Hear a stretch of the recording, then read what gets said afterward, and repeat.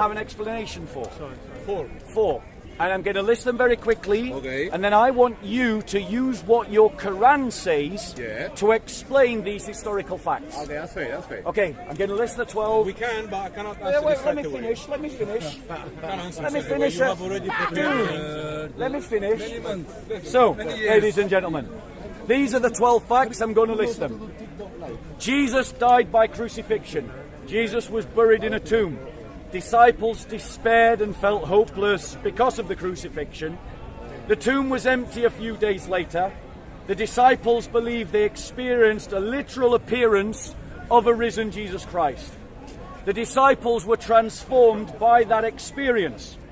Jesus' resurrection was the central message of the early church. The disciples proclaimed the resurrection in Jerusalem, where Jesus had been crucified. As a result of their preaching, the church grew. Sunday became the primary day of Christian worship. James, who was skeptical of his half-brother Jesus, converted to Christianity. Paul, who was a persecutor of the early church, converted to Christianity. Now, using your Quran and what your Quran states, explain to me these historical events. Right, justify that statement. The Quran makes theological points. It doesn't make historical points as crucified, but it doesn't have to go into history. It makes theological points. That's, I don't know. Okay. You're asking for something that's not there, so it's not there. Just to be clear, but it doesn't have to explain these things. Okay, so the answer to the challenge is justified. It is a fair response. It is to say that the Quran doesn't have to explain these points. I agree. There is no moral obligation upon the Quran to explain these historical events. However, the fact remains that these historical events did happen. Historians believe them. Real historians believe them. And the reality is, if you take the Quranic story seriously, which is that Christ was not crucified, someone like him was crucified in his place, that explains the first point, that Jesus died by crucifixion. It explains the second point, that Jesus was buried in a tomb. It explains the third point, that the disciples despaired and felt hopeless. But it does not answer any of the points, such as the empty tomb, the transformation of the apostles' outlook, the fact that they started treating Sunday as an important day of the week, the fact that the resurrection was central to the early Christian message even before Paul. But these things are explained properly in the Bible. And Yes. there is a clear message in the Quran. God said that if you need to know things which is not in the Bible, you can go to the previous books. Right. That's the first one. Second one, you know my opinion about Jesus' resurrection. I believe that Jesus was on the cross, and it is in line with the Quran. And that he died. And he died, and he rose up again. And that's what you believe the Quran states. And there is a free, so far, Muslim scholar they have admitted that. What are those Muslim scholars? He doesn't want to hear the away. truth. He's running away. You triggered him. Yeah, but I need to Right, so who are the three scholars that say that the Quran agrees with the Bible that Jesus Christ was the crucified? first one is Umran Hussein. Yeah. He's a very famous scholar. He's from Pakistan. Yep. Can I get a bottle of water, please? I'm Yeah. sorry. Yep. Go on. Who's the second? And the second one is You pull them up. While you're pulling them up, do you agree with him that that's what the Quran states?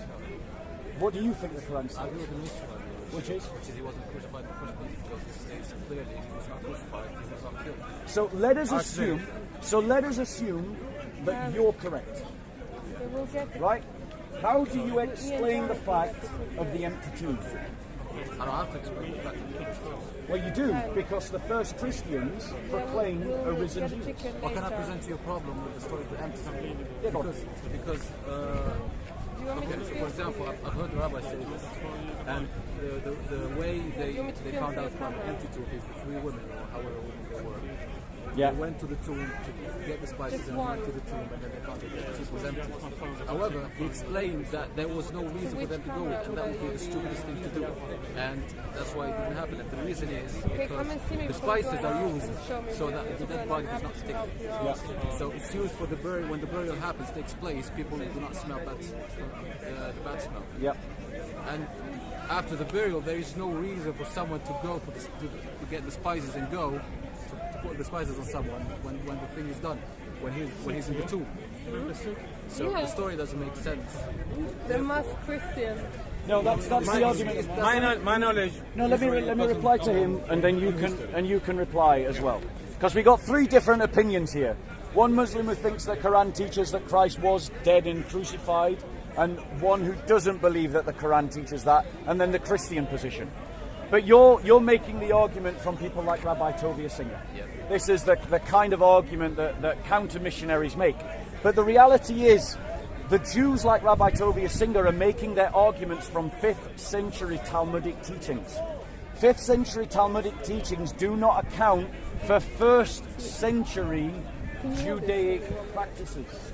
There are lots of things that are normative to Judaism after the 5th century that are not normative to the 1st century.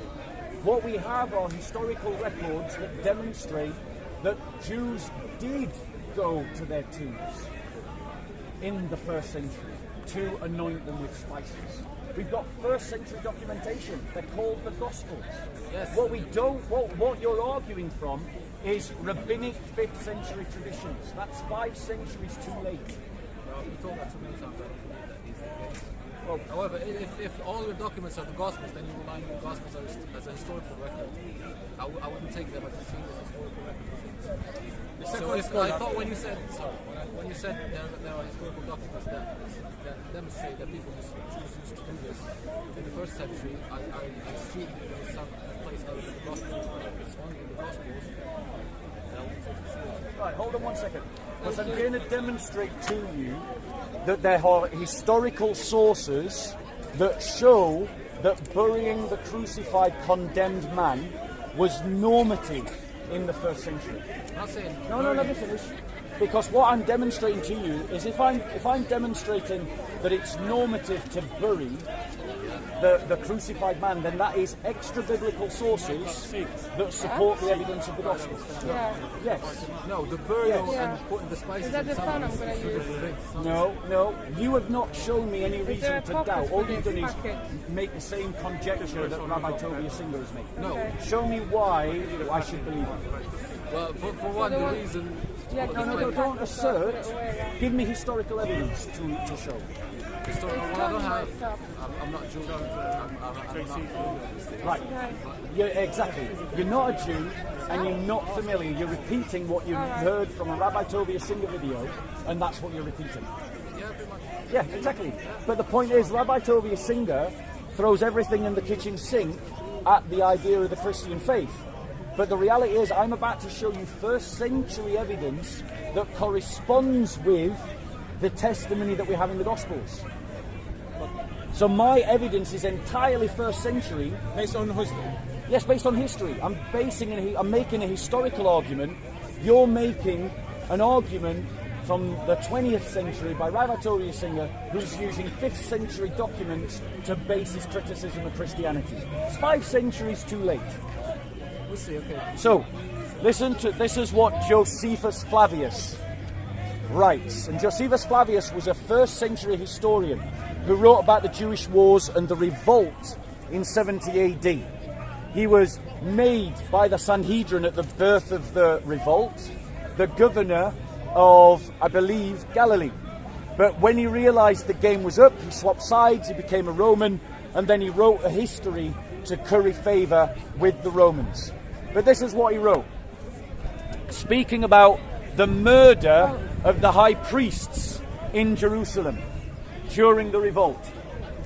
Listen to what he says carefully. In Jewish Wars 4:317, are you listening?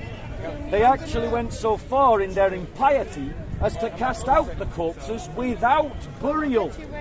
Though the Jews are so careful about funeral rites, that even malefactors who have been sentenced to crucifixion are taken down and buried before sunset. So Josephus is contrasting the behavior of the rebels